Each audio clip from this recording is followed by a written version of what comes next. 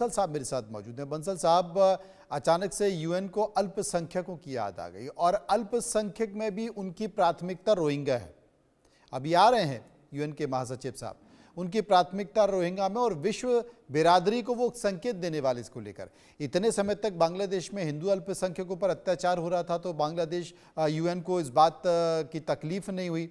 तो अब अगर वहां पर स्थिति हो रही है तो क्या ये अराकान आर्मी और रोहिंग्या के बीच में जो टसल चल रही है, एक तरह से अप्रत्यक्ष युद्ध चल रहा है, बांग्लादेश की सेना ने, बांग्लादेश की अभी अंतरिम सरकार ने उन रोहिंग्या को जो वहां जीने मरने के लिए बैठे हुए हैं उनको हथियार उपलब्ध करा दिए हैं, जो अराकान आदमी से सीधे टक्कर ले रहे हैं, या क्या ये उससे संबंधित है? क्या उससे संबंधित कुछ संकेत है?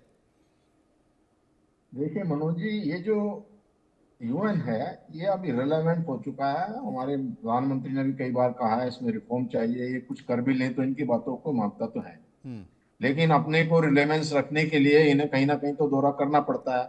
और ये बड़े दुर्भाग्य की बात है कि जो हिंदू माइनॉरिटी के ऊपर में वहाँ अटैक हो रहे हैं उनका उनको ख्याल नहीं है, और रोहिंग्या के लिए जो वो अपना जो यहाँ पे आके उनकी चिंता करने आ रहे हैं। और जो अराकान आर्मी क्या है, अराकान आर्मी को ये तो यहाँ रोहिंग्या जो आ रहे हैं ये मिलिटेंट बना रहे हैं इनको, और आईएसआई भी इनको ट्रेन कर रही है। तो ये तो जो है ना बांग्लादेश के लिए बहुत एक खतरा है, जो मिलिटेंट बन के, हालांकि बांग्लादेश इस बात को नहीं समझ रहा है। तो जो यूएन के जो सेक्रेटरी हैं, सेक्रेटरी जनरल, तो उन्हें कुछ आने से मतलब है, वो क्या देखते हैं क्या करते हैं। तो वो अगर को उनको आवाज रियल में उठानी है तो कंसर्न उठानी चाहिए उनको।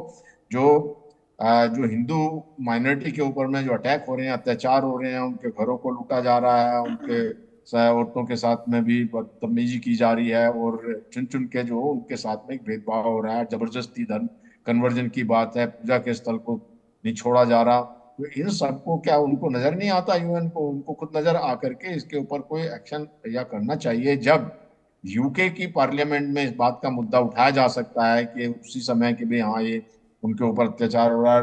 प्रेसिडेंट ट्रंप ने भी इस बात का जो उल्लेख किया था उसी समय जब इलेक्शन मोड में थे ये माइनॉरिटी का मुद्दा उठाया था, तो उस समय यूएन को तो इसका संज्ञान लेकर के और बांग्लादेश के ऊपर में कार्रवाई करनी चाहिए थी तभी। तो इसका कोई मतलब मुझे लगता नहीं। अब जहां तक इस बात की है, देखिए, जहां तक जो अभी अब जो चर्चा चल रही थी प्रेसिडेंट ट्रंप के बारे में, देखिए प्रेसिडेंट ट्रंप के लिए बांग्लादेश को खास मायने नहीं रखता। वो तो अपना देखते हैं कहाँ उनका इशू है, कहाँ फायदा है, कहाँ बिजनेस है, यहाँ से कुछ नहीं हो सकता। तो इसलिए उनको तो अब जो यूनुस जो है, लेकिन फिर भी उनसे मिलना चाहते हैं, और उनसे मिलना चाहने की वजह से वो सहारा ले रहे हैं एलन मस्क का कि उनके थ्रू हम अपना ले लें सहारा।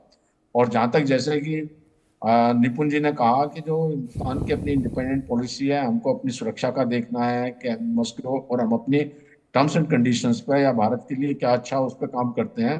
पहले भी टेस्ला को लेकर के एलन मस्क ने काफी कोशिश की थी हिंदुस्तान में, लेकिन वो जब तक भारत की शर्तों को या मानक को नहीं मानते तब तक उनको कोई यहाँ पे ठिकाना नहीं दिया गया। तो ये इस तरह की जो सब बातें चल रही हैं, तो इनको देखते हुए अभी जो ये बांग्लादेश की स्थिति बड़ी ही एक ऐसी खतरे में है, ऐसी वहाँ पे जो कोलैप्स है, मुझे तो लगता है अगर ऐसी स्थिति रही तो वहाँ सिविल वार तक हो सकती है, और जो आपस में लड़ते रहेंगे और कोई वहाँ संभालने वाला नहीं होगा। और अगर ये थोड़ा सा गुड सेंस प्रिवेल और ऑन यूनुस और वो आर्मी की मदद लेकर के उस वहाँ पे स्थिति को संभाल लेते हैं तो अच्छा है। अब जहां तक रहा जो आर्मी कूप की बात, देखिए कारण हो सकते हैं जो आर्मी चीफ उनके बहुत सारे रिजर्वेशन है। बात ये कही गई कि जी उनकी रिश्तेदारी है अपने शेख हसीना से, इस बात का मुझे नहीं लगता कि उसका कोई वैल्यू इसलिए नहीं है कि जब शेख हसीना के वहां पे घर पे अटैक किया, मोब ने आया, तो वहीं पे जो आर्मी चीफ वहीं पे थे, और शेख हसीना ने कहा कि भाई इनको हटाओ, इन पे गोली गोली कुछ फायरिंग वायरिंग तो करो, तो उन्होंने करने से मना कर दिया। बस उन्होंने इतना सा फेवर कर दिया कि भाई उनको सेफ निकलने दिया। बाकी वो जहां अपनी पॉलिटिक्स होती है सियासत में, कोई किसी का नहीं है, तो मुझे नहीं लगता कि वो उस चीज का ख्याल रखेंगे। और जहां तक चीफ की बात है, तो उनके बहुत सारे कारण हो सकते हैं। वो एक वीक जनरल भी हो सकते हैं कि भाई उनकी इतनी हिम्मत ना हो। दूसरी जो उनकी आपस में बटे हुए हैं जो बहुत सारे आर्मी के जनरल, जैसे मैंने कहा जो फजल रहमान है, मोहम्मद फजल रहमान लेफ्टिनेंट जनरल, वो उनके खिलाफ हैं। उन वो जो बड़े कट्टरवादी सोच के हैं, और उन्हीं की वजह से आईएसआई वगैरह को जो पनाह दी जा रही है तो वो उनको सपोर्ट नहीं कर रहे। और तीसरा भाई उनको कंडीशन नहीं लग रहा है कि हाँ वो कर पाएंगे, तो इन सब बातों को देखा जा रहा है। लेकिन फिर भी इतनी बात जरूर है, उन्होंने आगाह किया है, और आगाह करने पे अगर बिल्कुल स्थिति बिल्कुल एकदम बाहर चली जाती है तो हो सकता है आर्मी टेक ओवर कर ले और वहां पे जो है कूप हो जाएगा, जो फिर आर्मी का रूल होगा, और वो देश के लिए उनके, हालांकि कूप तो होना नहीं चाहिए क्योंकि उससे तो एक डेमोक्रेसी अच्छी है, हम भी डेमोक्रेटिक कंट्री हैं, लेकिन ये जो अराजकता वहां पर है और जो वहाँ टेररिज्म को जन्म दिया जा रहा है, आईएसआई का प्रकोप बढ़ रहा है, और जो कट्टरवादी लोग हैं जिसमें जमात इस्लाम और जो ये जितने भी और कट्टरवादी हैं, और वहाँ जो सरिया कानून की जी। बात सोचने वाले, और जो वहाँ पर डेमोक्रेसी को खत्म करने वाले और वहाँ के कॉन्स्टिट्यूशन को बदलने वाले लोगों पर लगाम लगाने के लिए अगर आर्मी भी कुछ दिन के लिए वहाँ सत्ता संभाल लेती है और एक निष्पक्ष चुनाव करा करके फिर जो बात आए कि भाई हाँ जो जो भी सरकार है वो बने। अब ये जो रहे आपके जो नाहिद इस्लाम है, ये क्या कर पाएंगे, इनका क्या तो तजर्बा है, क्या बिल्कुल इनकी आपने फॉलो सही अप कहा, है ये। ये पहले भी क्या कर पाएंगे, और पहले भी जो किया वो उसका उसका परिणाम सभी के सामने है। 1200 से ज़्यादा लोगों की मौत हो गई है। शोएब इकबाल हमारे साथ मौजूद हैं। शोएब इकबाल, लगातार भारत के खिलाफ नैरेटिव बनाने जाने की कोशिश की है, चाहे वो मोहम्मद यूनिस हों या वहाँ के कट्टरपंथी हों, जमात के लोग हों, और इसमें पाकिस्तान भी शामिल हो गया। लेकिन वहाँ पर जो बॉर्डर सिक्योरिटी फोर्स है भारत का, उसके खिलाफ भी नैरेटिव बनाने की कोशिश की जा रही कि वो कभी भी बांग्लादेश की सीमा में घुस आता है, लोगों की हत्या कर देता है, वहाँ पर महिलाओं के साथ रेप करता है। यहाँ तक कि बांग्लादेश की जो खाद्य मुद्रास्फीति है, अगर वो गिर रही है तो उसका जिम्मेदार भी भारत को बताया जा रहा है। तो ये भारत के खिलाफ जो नैरेटिव बनाने की कोशिश की जा रही, चाहे वो एक मीडिया वर्ग में ही क्यों ना हो, तमाम ऐसे कार्यकर्ताओं में, राजनेताओं में, कट्टरपंथियों में, जमात में क्यों ना हो, इसके पीछे का कारण क्या? शोएब साहब। बहुत धन्यवाद। देखिए मनोज भाई, ये जो एंटी इंडियन नैरेटिव चल रहा था बांग्लादेश में, और अभी भी बहुत जल्द जोर से चल रहा है, ये क्यों कर चला रहा है? बीडीआर में हो गई, कहा भारत के हाथ है, सब कुछ में भारत को एक्यूज करना एक कल्चर बन गया। और अभी भाई देखिए, मैंने फिर से एक बात कहना चाहता हूँ कि बांग्लादेश की जो प्रोग्रेस प्रॉस्पेरिटी, ये भारत के साथ गुड रिलेशनशिप के सिवा हो नहीं सकता। कि हमारे इंडस्ट्री का रॉ मटेरियल कम दाम में भारत से ही मिलता है, बिजली भी भारत से मिलता है, and actually without keeping good relation with neighbouring nation कोई मुल्क की प्रसार नहीं होता है। भारत, आप पाकिस्तान को देखिए, भारत के साथ दुश्मनी करता है, और वो बन गई भिखारी, वो भी कटोरे भी नहीं है भीख मांगने के लिए। अभी जो आप एक चीज को यहाँ जिक्र करना बहुत जरूरी है मनोज भाई, आपने जो 1200 लोगों की मृत्यु की बात कर रहे हैं, एक्चुअली 5 सिर्फ 4 अगस्त से 8 अगस्त तक, ये 4 दिन में 79 Hindus were killed, 19 Hindu girls and women were rape. सब मैं सिर्फ हिंदुओं की बात कर रहा हूँ, बाकी की बात नहीं। 4 दिन में। सो ये अगस्त की 4 तारीख की भी पहले 2 या 1 तारीख से आज तक बांग्लादेश में few hundred Hindus have been killed. An unknown number of Hindu girls and women, जो माँ बहनों को, हिंदू माँ बहन की इज्जत लूटा। और ये यूनुस ने वही खूनी को, वही रेपिस्ट को इंडेमनिटी दे दी, लॉ कर लिया कि इसके कोई ट्रायल नहीं हो सकते। बांग्लादेश में 4000 पुलिस को मार दिया, यही नाहिद इस्लाम, यही जिहादियों ने, और यूनुस ने इसको इंडेमनिटी दे दिया। सो अगर ये यूनुस के खिलाफ कोई भी खड़ा होगा, बंगाली एंड हमारे जो आर्म फोर्सेस, हम तो बहुत ही खुश होंगे। कैसे हाँ इंडेमनिटी मिलता है? आप कह रहे हैं कि रोहिंग्या के बारे में यूनाइटेड नेशंस आ रहे हैं। भाई, United Nations is a deity diaper. United nation, मैं सालों तक कह रहा हूं, United Nations is a starty diaper. They only protect the interest of the Arabs. They only protect the interest of the terrorists and jihadis. So अभी आप कहिए, ये क्या दानव है यूनुस कि हिंदू माँ बहन को रेप किया, हिंदू भाई बहन के मार दिया, और इसने इंडेमनिटी दे दी। अरे भाई, यूनुस को तो क्राइम अगेंस्ट ह्यूमैनिटी में फांसी की सजा होना चाहिए, और वो सजा नहीं देंगे वाकर साहब, तो उसके he will be responsible by the 18 crore Bengalis.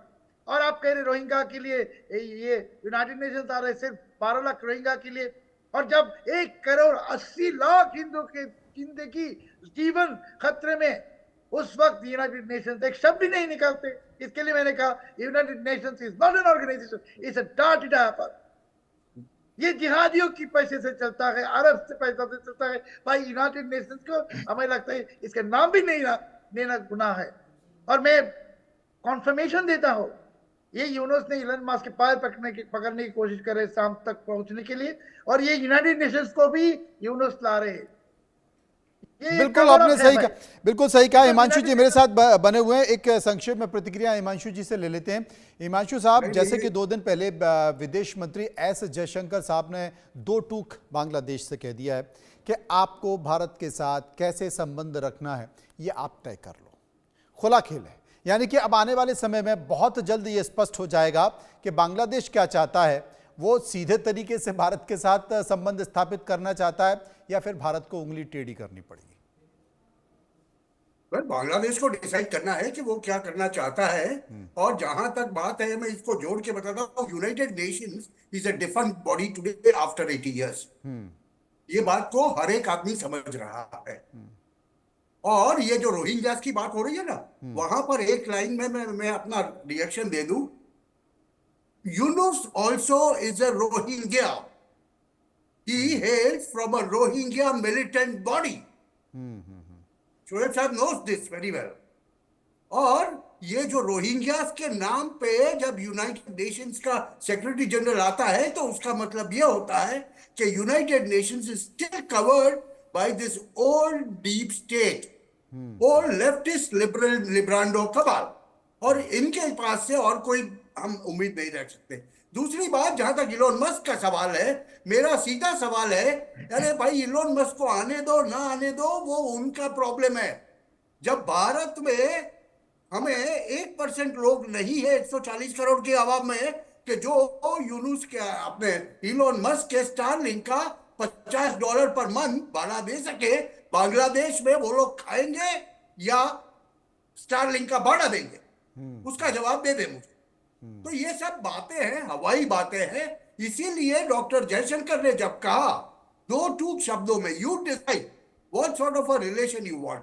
The reason for that is कि बांग्लादेश चारों तरफ से भारत से घिरा हुआ है।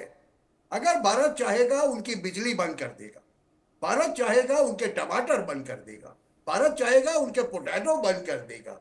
हाँ, उनके पास हिल्सा फिश है, खाते रहो अगर खा सकते हो तो।